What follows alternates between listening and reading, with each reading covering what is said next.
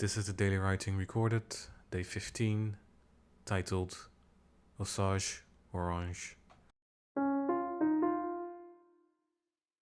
It was an innocent fruit, exotic and desired by those with the means to be and to be desired.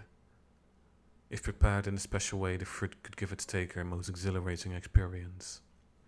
But it also had a deadly price.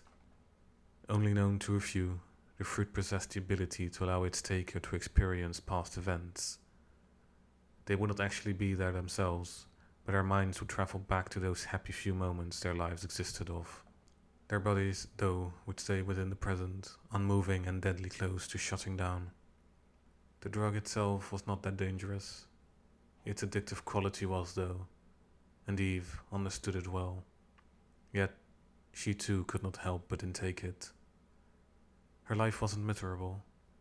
It was in fact pretty decent. Actually better than most. She was rich enough to not have to work, but had quickly grown bored of the monotony of it all, and was slowly losing herself and her mind, which in time became much like a bucket of tepid water, still and clinging to everything that floated into it. But never further than the surface, though. Inside, she and the water were still empty. The Osage Orange gave her liberty. It gave her happy moments she always wanted to relive, always wanted to repeat. She was happy there, not at all like she was in real life. She knew how dangerous it was and had initially taken it slow, only doing so once a day, at the same time and at the same place. It did not take her long to increase the number, and within a month she had often had long days where she did nothing but. Eve tended to go until her body had grown weak and she was physically unable to take any more. She would then spend a few days building her strength back up before diving back into the memories. Memories she could never tire of.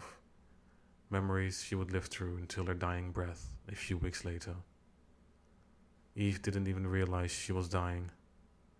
She also wasn't aware of the people that had robbed her house, or of the man that assaulted her not long before she passed away. It mattered little to her now. She had been robbed and assaulted before. Before it was the cleaners and the gardener. It did not matter then as it did not matter now. Eve had her good memories to live through.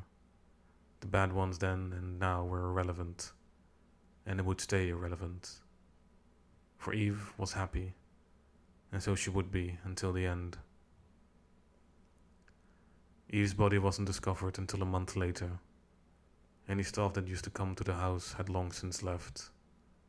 The place had been robbed clean, doors and windows left open. All that remained was the naked and frail, bony structure of Eve's body, with within it her eyes still glistening of the hope and excitement she had lived through. Little did anyone know there was only one moment in her life she was ever truly happy. That there was only one moment she was truly glad to be alive. And little did she know that that moment was fake. That it never happened and that she imagined it. And that one moment she spent living through for months on end had never truly been there. Far worse.